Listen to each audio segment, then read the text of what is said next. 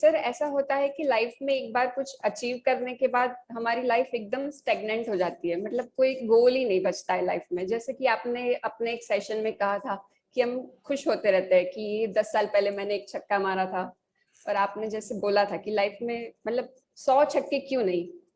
लेकिन ऐसे सर नहीं हो पाता, एक बार अचीव करने के बाद लगता है कि एवरीथिंग इज गुड, ठीक है चल रहा है।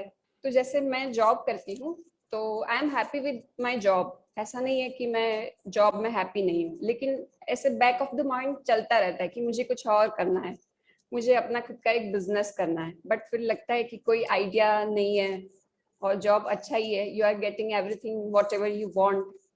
सो सर इसका क्या सॉल्यूशन है?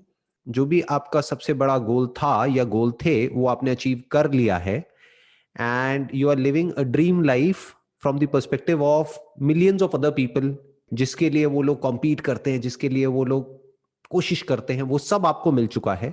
But still you are not completely satisfied with the thing that you are doing and you want to do something on your own. Back of mind में हमेशा चलता रहता है। द पॉइंट इज कि क्या करें।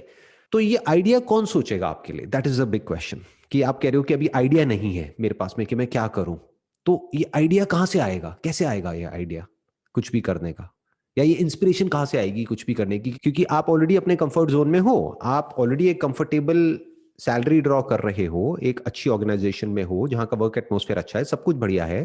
तो उसको छोड़ करके अपना कुछ करना मतलब एक बहुत बड़ा टास्क, जीरो से वापस से सब कुछ शुरू करना होगा। Yes sir. और बिजनेस में आपको पता ही होगा, ग्लोबली बहुत सारे सर्वेज हुए हैं जहां पे पता लगा है कि 90% of the businesses fail with in 3 years। तो अब सवाल उठता है कि आइडिया कहाँ से आता है, कैसे आता है, और ये इंस्पिरेशन कहाँ से आती है? आपको क्या लगता है ये आइडिया कहाँ से आएगा आपको, अगर कभी आया तो? मुझे लगता है कि कोई जैसे प्रॉब्लम है जो मैं अपने आसपास फेस कर रही हूँ, या मैं लोगों को देख रही हूँ कि वो लोग फेस कर रहे हैं, और ऐसा लगता है कि मैं शायद कुछ अपना स्टार्टअप करके क्या मैं वो प्रॉब्लम का सॉल्यूशन परमानेंटली निकाल सकती हूँ। व्हाई नॉट, बताओ एनी प्रॉब्लम्स जो आप फेस कर रहे हो या आपको लगता है कि आपके जैसे और भी लोग फेस कर रहे हैं, उसको देखते हैं बिजनेस मॉडल में कैसे कन्वर्ट करेंगे, बताइए। बिजनेस मॉडल में अभी बिजनेस को छोड़ दीजिए, आप बस वैसे ही सोचिए कि क्या क्या प्रॉब्लम्स हैं जो आपने फेस करी है, या क्या क्या आपकी नीड्स हैं जो आप कहीं ना कहीं से पूरी कर रहे हैं, और जिसको सोच करके आपको पैशन आता है कि हाँ मैं शायद इससे मिलता जुलता कुछ कर सकती हूँ या ऐसा कुछ कर सकती हूँ। एनवायरमेंट को लेके सर हमेशा आता है, मैं थोड़ा नेचर लवर हूँ, तो लगता है कि ये जो पॉल्यूशन हो रहा है या फिर ये जो कचरा इधर उधर देख के बहुत खराब लगता है। लेकिन बहुत सारे इनिशिएटिव गवर्नमेंट ने भी लिया है, तो लगता है कि शायद इसका कोई सॉल्यूशन ही नहीं है। अभी हम एक स्टेप आगे बढ़े, जहां पर भी अभी हम थे उससे हम एक स्टेप आगे आ गए। अब आप ये कह रहे हैं कि आपको एटलीस्ट ये पता है कि आपका पैशन क्या है, यानी you are basically a nature lover. Gardening का भी शौक है आपको, करते हो आप खुद? Yes sir, yes sir.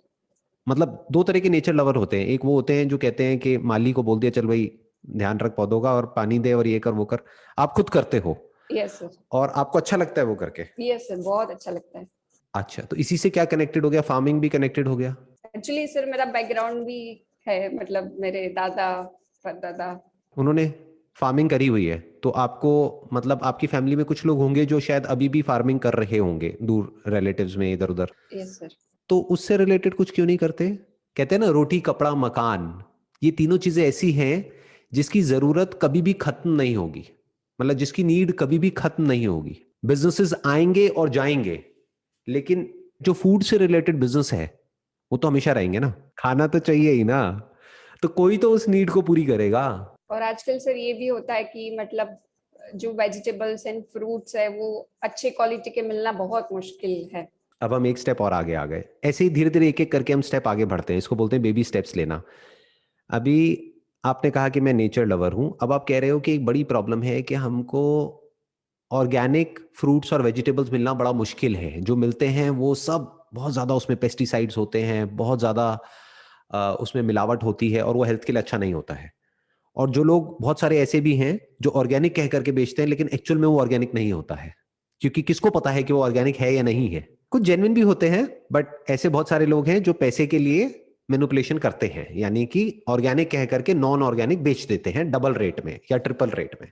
तो क्या हो अगर आप ऑर्गेनिक फ्रूट्स और वेजिटेबल्स, जो कि बेसिकली एक नीड है हर बच्चे की, हर बड़े की, हर इंसान की, चाहे आप कहीं भी रह रहे हो, वहां पर जेन्युइन एक नीड है, उस नीड को अगर आप पूरा करो तो with proper certification, with proper testing, with proper way of certifying कि ये सिर्फ नाम के लिए ऑर्गेनिक नहीं है, एक्चुअल में ऑर्गेनिक है, with your story behind it कि देखो she is the founder of this particular venture and she is so passionate about it कि एक एक चीज को आप खुद करते हो वहां पे मैनेज। आप कहाँ रहते हो? आप किसी मेन सिटी में रहते हो या मेन सिटी से थोड़ा सा दूर रहते हो? मेन सिटी से थोड़ा सा दूर, अराउंड 100 किलोमीटर्स। तो ये एक बहुत बड़ा एडवांटेज है आपको, शायद आपको खुद को भी पता नहीं है, क्योंकि मेन सिटी से दूर का मतलब क्या कि वहां पर लैंड बहुत सस्ती है। कहाँ रहते हैं आप?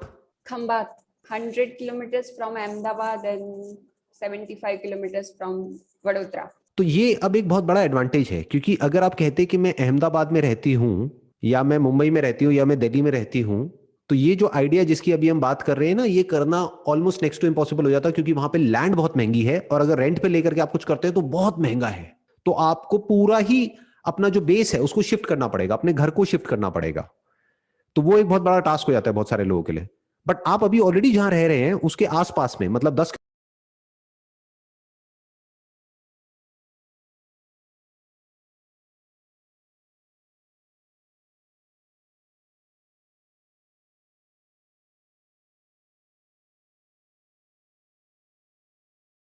किलोमीटर के रेडियस में आप देखेंगे बहुत सारी फार्मलैंड है, जो कि अगर आप रेंट पे लेते हैं या खरीदते भी हैं तो बहुत ही रीजनेबल अमाउंट में आपको मिल जाएगी, छोटी सी फार्मलैंड से अगर आप शुरू करते हैं तो। और बेसिकली क्योंकि आप अहमदाबाद के पास में हैं तो अपने 100 किलोमीटर के रेडियस में आप इसको सप्लाई कर सकते हैं, ये जो भी आप प्रोड्यूस करेंगे। अब क्या क्या किया जा सकता है? बहुत कुछ किया जा सकता है। शुरू में आप ज्यादा कुछ करने की बजाय आप बिल्कुल टारगेटेड किसी फ्रूट या वेजिटेबल या मिल्क या किसी भी ऐसी चीज से आप शुरू कर सकते हो जिसके लिए आप बहुत ज्यादा पैशनेट हो, जो आपको पर्सनली बहुत पसंद है। क्योंकि और कुछ नहीं तो और कोई ले ना ले, आपके घर में तो आपको ऑर्गेनिक वो चीज खाने को मिलेगी, तो बुरा थोड़ी ही है।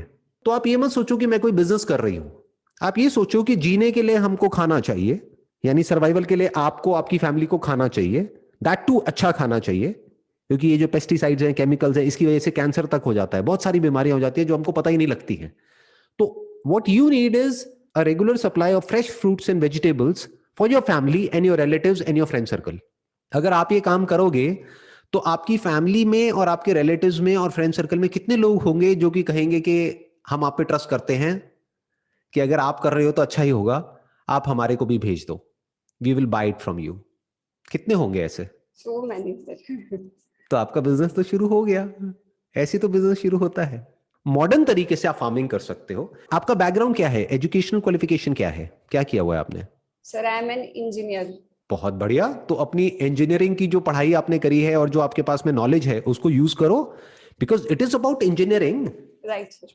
Farming is more about engineering rather than farming, कि आप उसको लेटेस्ट जो टेक्नोलॉजीज आ रही है उसको यूज करके किस तरीके से आप इस प्रॉब्लम का सोल्यूशन निकाल सकते हो। क्योंकि ऑर्गेनिक में प्रॉब्लम क्या होती है, कीड़े लग जाते हैं बड़ी जल्दी, इसीलिए पेस्टिसाइड्स और उन सब का यूज किया जाता है।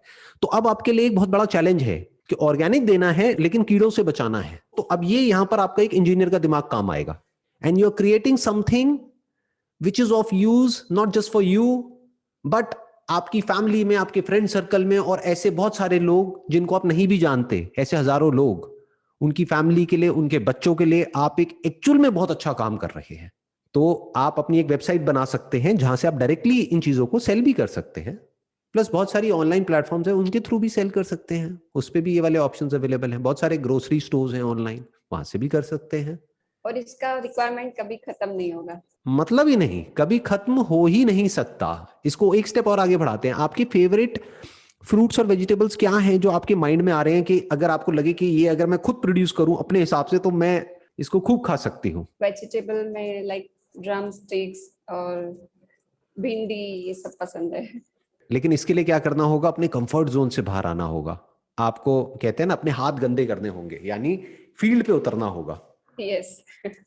वो हम ज्यादातर लोग नहीं करना चाहते, क्योंकि सोचो वहां पर जब आप काम करोगे, क्योंकि खुद शुरू में थोड़ा तो इन्वॉल्व होना ही पड़ेगा, पूरी तरह से आप लेबर के भरोसे नहीं छोड़ सकते हो। तो धूप है, बारिश है, कुछ भी है, किसी भी तरह का वेदर है, आपको वहां पर फील्ड पे जाना है, करना है। तो अगर तो आप पैशनेट हो एक्चुअल में इस सबको लेकर के कि एक बीज से लेकर के फाइनल जो प्रोड्यूस है वहां तक का जो पूरा प्रोसेस है उसको आप मॉनिटर कर रहे हैं और फिर उस प्रोड्यूस को आप एक्चुअल में डिस्ट्रीब्यूट कर रहे हैं, if you are really passionate about all of this, तो बहुत कुछ किया जा सकता है। There is no limit to what you can do. और जरूरी नहीं है कि इसमें आप खुद ही अपनी फार्म लैंड लें या खुद ही वो करें, आप फार्मर्स से टाइप भी कर सकते हैं जिनके पास में ऑलरेडी लैंड है। फॉर एग्जाम्पल वो कहते हैं कि हमारे पास में 10 एकड़ लैंड है, तो उनसे पूछो आप कितना कमाते हो, तो अब वो कहेंगे कि बेसिकली इस लैंड पर हम ये प्रोड्यूस करते हैं और साल का हम इतना कमाते हैं। तो आप उनको बोलो कि जितना आप कमाते हो उसका 20% ऊपर मैं आपको देती हूं। आप पहले से अपनी कैलकुलेशंस कर लो कि अभी वो वहां पर ये प्रोड्यूस कर रहे हैं, इस वजह से वो इतना कमा रहे हैं, अगर ये ना करके मैं ये प्रोड्यूस वहां पर करती हूं तो मैं इतना कमा सकती हूं। तो आपको लैंड में इन्वेस्ट करने की जरूरत नहीं है, लैंड रेंट पे लेने की जरूरत नहीं है, खरीदने की जरूरत नहीं है। इस तरह से आप बहुत सारे फार्मर्स से टाई अप कर सकते हो। आप क्या बोलोगे उनको, मशीनरी हम देंगे आपको, लैंड आपकी, प्लस आपको मिनिमम गारंटी देंगे कि अभी आप मान लो महीने का 50,000 रुपए कमा रहे हो तो 60,000 रुपए की गारंटी मेरी, मैं लिख करके आपको दे रही हूं कि 60,000 रुपए महीना आपको मिलेगा। आप जैसे काम कर रहे थे अपने फार्म पे वैसे ही करोगे, you will get 60,000 rupees plus you will get share in the profit also. कि अगर मान लो हमने इस लैंड से 2 लाख रुपए कमाया तो उसमें भी 10% आपको मिलेगा।